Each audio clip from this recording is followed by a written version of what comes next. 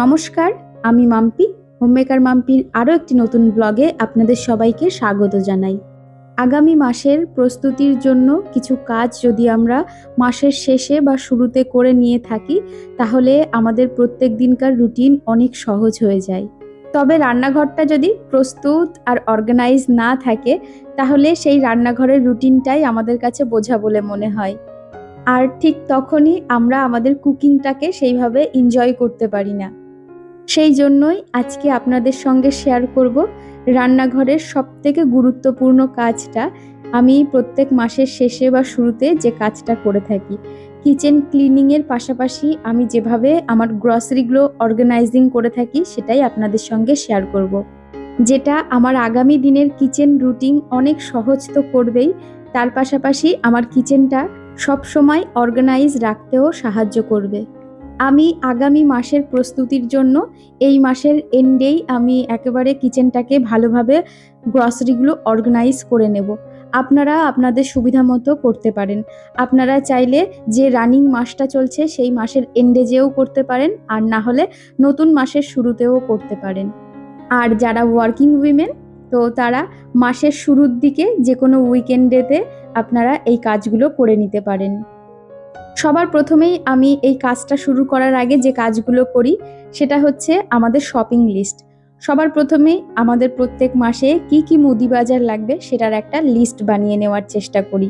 আর list বানানোর সময় অবশ্যই আমি দেখে নিই কোন কোন জিনিসগুলো আমার ঘরে এক্সট্রা রয়ে গেছে, আর কোন জিনিসগুলো শেষের দিকে কিছুদিন পরে লাগবে, আর কোন জিনিসগুলো এক্ষুনি এমার্জেন্সিতে লাগবে।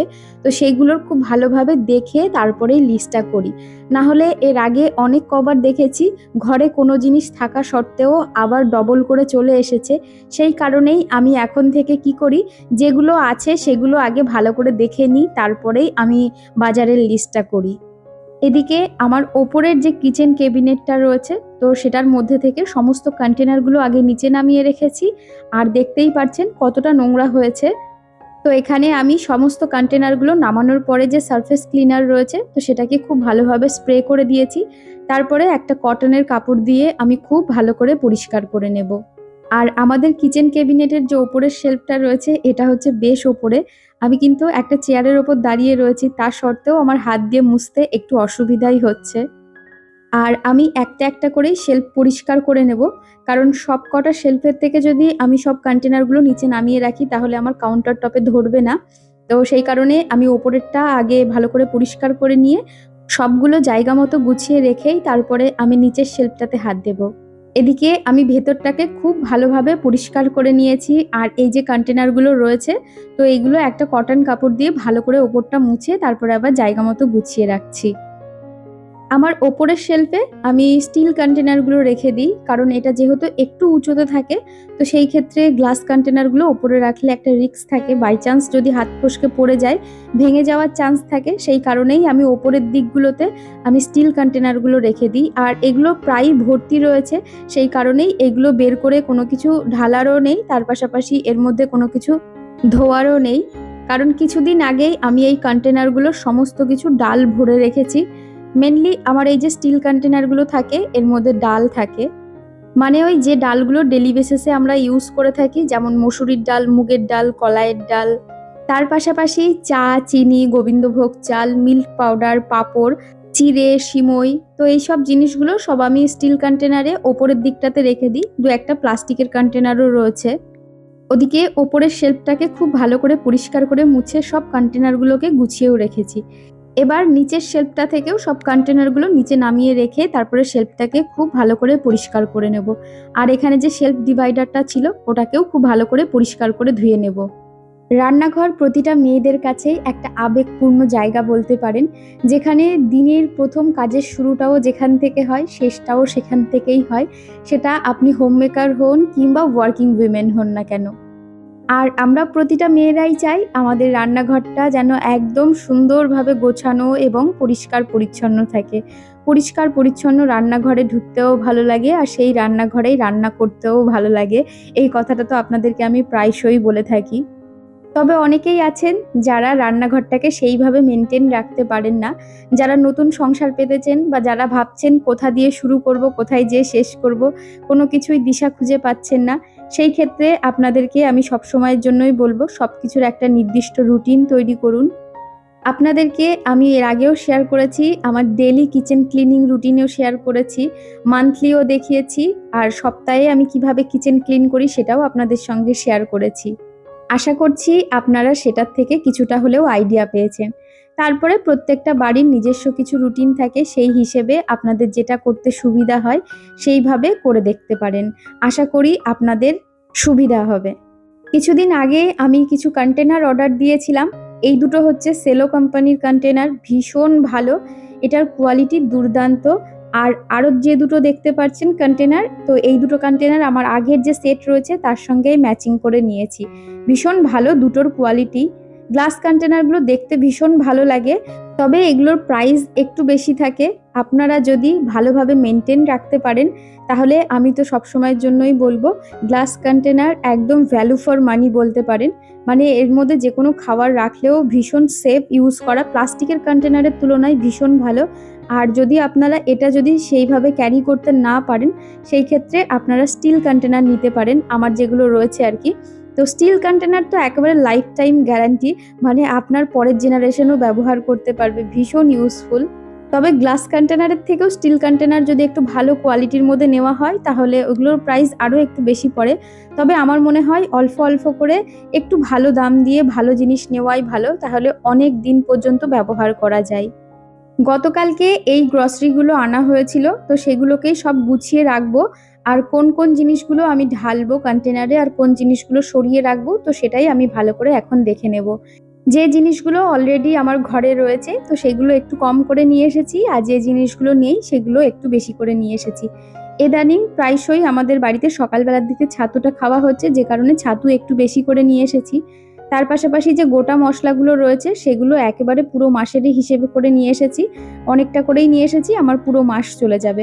তার পাশাপাশি মাখানা নিয়ে এসেছি, ওটস নিয়ে এসেছি, অনেকদিন পর বাড়িতে ওটস নিয়ে এসেছি, তার সঙ্গে চিয়া সিড, পাম্পকিন সিডস সমস্ত কিছুই নিয়ে আসা হয়েছে। আর তার পাশাপাশি এখানে ওটস ডাইজেস্টিভ কুকিজও আনা হয়েছে। ইদানিং এই কুকিজটাই আমাদের বাড়িতে বেশি খাওয়া হচ্ছে, খেতেও ভীষণ ভালো। এই দিয়ে প্রায় ৩-৪ প্যাকেট তো খাওয়াই হলো। মাঝে তো কিছুদিন এত পরিমাণে মালকিস্ট খাওয়া শুরু করেছিলাম, আর ওই মালকিস্টের মধ্যে এত পরিমাণে চিজ আর চিনি দেওয়া থাকে, খেতে তো ভীষণ ভালো লাগে, তবে খুবই অস্বাস্থ্যকর খাওয়াটা। মাঝে সাঝে খাওয়া যেতে পারে, তবে ডেলি বেসিসে একদমই খাওয়া ভালো না। আর তার সঙ্গে এখানে বড় একটা টাটা গোল্ডের চা নেওয়া হয়েছে। টাটা গোল্ডের চায়ের ফ্লেভারটা আমার কাছে ভীষণ ভালো লাগে, অনেক ট্রাই করেছি, তবে ওই ঘুরে ফিরে এটাতেই ফিরে আসি, কারণ এটার ফ্লেভারটাই আমার কাছে সব থেকে বেশি ভালো লাগে। আর বড় একটা প্যাকেট নিয়ে আসা হয়েছে, দেখা যাক মাস যায় কি না, কারণ আমাদের বাড়িতে চাটা ভীষণভাবে ইউজ হয়। আর আমি একটু কড়া পাকের চা খেতে বেশি ভালোবাসি, তো সেই কারণে চাটা আমাদের একটু বেশি ব্যবহার হয়। যদিও আজকে সকালবেলায় প্যাকেটটা খুলে আমি বের করাও হয়ে গেছে, কারণ চাটা একেবারেই শেষ হয়ে গেছিল। ওদিকে একটা বাকেট নিয়ে চলে এসেছি। এই বাকেটটা মেনলি আমার এই যে মুদি বাজারগুলো রয়েছে এগুলো স্টোর করার একটা জায়গা বলতে পারেন। তো যে প্যাকেটগুলো এখন লাগবে না তো সেগুলোকে আমি ভেতরে রেখে দেব, আর যেগুলো এখন আমি ঢালবো সেগুলো আলাদা করে রাখছি। এখানে যে গ্রসারিগুলো রয়েছে এগুলো সবই সুপার মার্কেট থেকে নিয়ে আসা, তবে বিশেষ কিছু জিনিস রয়েছে যেগুলো সচরাচর আমরা সুপার মার্কেট থেকে নিয়ে আসি না, যেমন ধরুন চাল আর ডালটা। আসলে এর আগে অনেক কবার আমরা সুপার মার্কেট থেকে ডালটা নিয়ে এসে দেখেছি, বিশেষ করে সোনামুগ ডাল, মসুরির ডাল, যেগুলো আর কি ডেলি বেসিসে বাড়িতে ব্যবহার হয়। তবে সেই ডালগুলো না লোকাল মার্কেটে অনেক বেশি ভালো পাওয়া যায়। সুপার মার্কেট থেকে নিয়ে আসা ডালগুলোতে সেই রকম একটা ফ্লেভার থাকে না। বিশেষ করে সোনামুগ ডাল তো বাইরের লোকাল মার্কেটে অনেক ভালো পাওয়া যায়, সুপার মার্কেটেরগুলো অতটা ভালো ফ্লেভারফুল হয় না। আর তার পাশাপাশি ওই ডালগুলো সেদ্ধ হতেও অনেকটা সময় লাগে, মানে ওই আর কি প্রেসারে দিতে হয়। আর আপনারা যারা আমার ডেলি ব্লগ দেখেন তারা তো জানবেনই আমি প্রেসার কুকারে ডাল তেমন একটা সেদ্ধ করি না বললেই চলে। সেই কারণেই সব দিকে দেখে শুনে আমরা সব রকম মুদিখানাগুলো পারচেস করে থাকি। সবার প্রথমে আমরা যে জিনিসটা দেখি সেটা হচ্ছে কোয়ালিটিটা ভালো হতে হবে জিনিসের, আর তার পাশাপাশি অবশ্যই সাশ্রয়ের কথাও মাথায় রাখি। যেমন ধরুন, বাকি মুদিখানা জিনিসগুলো যদি সুপার মার্কেট থেকে একটু বেশি কোয়ান্টিটিতে নেওয়া হয়, সেই ক্ষেত্রে অনেকটা অফারও পাওয়া যায়। সব সময় পাওয়া যায় না, আর সব কিছুতে পাওয়া যায় না, তবে একটু ভালোভাবে দেখে বুঝে নিলে পরে কিছুটা টাকা হলেও সেভ করা যায়। ওদিকে কন্টেনারগুলোকে ডিশ লিকুইড দিয়ে ভালো করে ধুয়ে আমি ব্যালকনিতে রেখে এসেছিলাম। তারপরে শুকিয়ে গেলে একটা শুকনো কাপড় দিয়ে ভালো করে মুছে সব মুদি বাজারগুলো আমি এর মধ্যে ঢেলে রাখছি। অনেক দিন পর আবারও ওটস নিয়ে এসেছি। যদিও ওটস খেতে খুব একটা টেস্টি না হলেও এটা ভীষণই স্বাস্থ্যকর।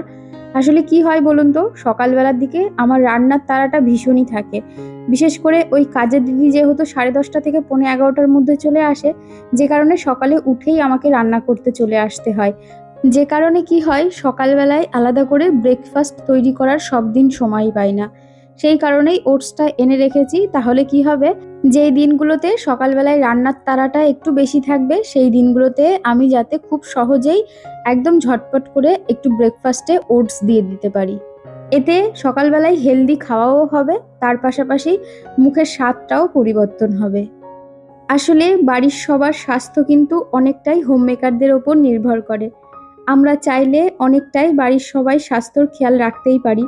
পুরোটা না পারলেও কিছুটা তো রাখতেই পারি।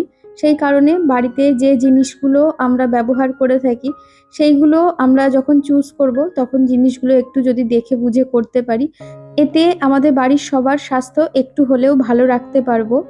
আসলে বাড়ির বাইরে গেলে সেই ক্ষেত্রে তো আমরা খাবার-দাবারের দিকে তেমন একটা খেয়াল রাখতে পারি না। তবে বাড়ির ভেতরকার যে প্রতিদিন আমরা যে খাবারগুলো তৈরি করি, সেইগুলো একটু দেখে বুঝে অবশ্যই করতেই পারি। যদিও আমি সবসময়ই মনে করি বাইরের খাবারের থেকে ঘরের যেকোনো রান্নাও অনেক স্বাস্থ্যকর হয়। সেই কারণেই আমরা বেশিরভাগ সময় বাড়ির খাবারটাই খেয়ে থাকি। বাইরের খাবার আমরা খুব কম খাই। যদিও এখন সবাই ভীষণ স্বাস্থ্য সচেতন, আর হবেই বা না কেন বলুন তো? দিনকাল যা পড়েছে, কত রকমের রোগ এখন দেখতে পাওয়া যায় যেগুলো আগে কখনো শুনতেও পাইনি। আর এখন একটা বয়সের পর মানুষ তো একেবারে ওষুধের ওপরেই নির্ভরশীল হয়ে পড়ে। সেই কারণেই সব দিক একটু খেয়াল রেখে নিজেদেরকে যতটা আর কি ভালো রাখা যায়। আর আপনারা যারা আমার ডেইলি ব্লগ দেখেন তারা তো জানবেনই আমি গুঁড়ো মশলা খাই না। গোটা মশলায় মিক্সিতে পেস্ট বানিয়ে খাই। মানে যখনকার রান্না তখনই আমি পেস্টটা বানিয়ে নিই। এতে না রান্নার টেস্টটাও ভীষণ ভালো হয়। মেনলি আমি এইভাবে রান্না করার কারণই এইটা, কারণ গুঁড়ো মশলার থেকেও গোটা মশলা দিয়ে যখন পেস্ট বানিয়ে রান্না করা হয়, যেকোনো রান্নাই খুব ভালো খেতে হয়। সেটা মাছ বলুন বা মাংস, যাই রান্না করুন না কেন, খুব ভালো হয় খেতে। আর এদিকে এই যে গুড লাইফের ৫ ফোড়ন, এটা দেখাচ্ছি এই কারণেই, অনেকদিন আগেই বিজয়কে বলেছিলাম তুমি সুপার মার্কেট থেকে একদমই ৫ ফোড়নটা অর্ডার দেবে না। তা সত্ত্বেও ও ভুলবশত সেই অর্ডার দিয়েই ফেলে। যাই হোক, এই একটা জিনিসের কারণে আর রিটার্ন দিইনি, তো এটা এবারটাই ব্যবহার করে নিই। আসলে ব্যাপারটা কি হয়, সুপার মার্কেটের থেকে যে ৫ ফোড়নের প্যাকেটটা নিয়ে আসা হয় তার মধ্যে না জিরে আর সর্ষে থাকে। কে বলুন তো জিরে আর সর্ষে দেয় ৫ ফোড়নের মধ্যে? আমার তো মনে হয় সুপার মার্কেটের যে কোম্পানিগুলো থাকে সেগুলো নন বেঙ্গলি। সেই কারণেই হয়তো ওরা ৫ ফোড়ন বলতে যেকোনো ৫টা গোটা মশলাকেই বোঝে। তারা হয়তো জানেই না ৫ ফোড়নের মধ্যে কোন কোন ৫টা মশলা থাকে। লোকাল মুদিখানা দোকানের ৫ ফোড়নের মধ্যে কখনোই আপনারা জিরে আর সর্ষেটা পাবেন না। যাই হোক, এদিকে কথা বলতে বলতে আমার কন্টেনারগুলোকে সব ভরে নিয়েছি। চলুন জায়গা মতো সব গুছিয়ে রেখে দিই।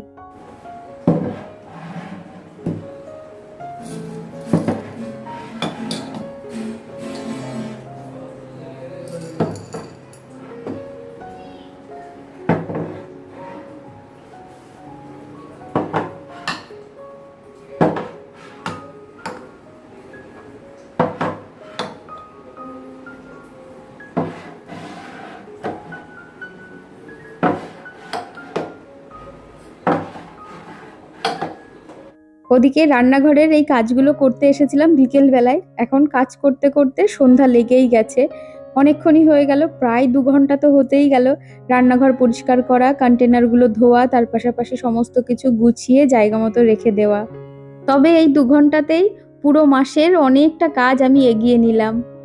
আর এইরকম পরিষ্কার পরিচ্ছন্ন রান্নাঘর, প্রত্যেকটা কন্টেনার একদম চকচক করছে। তার পাশাপাশি প্রত্যেকটা গ্রসারি একদম সুন্দরভাবে ওয়েল অর্গানাইজড রাখলে দেখতে যতটা সুন্দর লাগে বলুন তো এই রান্নাঘরে ঢুকতে, কার না ভালো লাগবে? তখন রান্না করার এনার্জিও দ্বিগুণ বেড়ে যাবে। আসলে আমার নিজের রান্নাঘর আর সবকিছু আমি নিজে হাতে যেহেতু গুছিয়ে রাখি, যে কারণে আমার কাছে তো ভীষণ ভালো লাগে। আপনাদের কাছে কেমন লাগলো অবশ্যই কমেন্ট করে জানাবেন। আর আমার কিচেনটা কেমন লাগছে পুরো গোছানোর পরে অবশ্যই জানাবেন।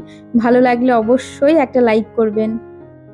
আর যারা নতুন বন্ধুরা আছেন, প্রথমবার আমার ভিডিও দেখছেন, আপনারা চাইলে সাবস্ক্রাইব করে আমার পাশে থাকতে পারেন। আবারও দেখা হবে নতুন একটা ভিডিও নিয়ে। ততক্ষণ সুস্থ থাকবেন, ভালো থাকবেন। টাটা!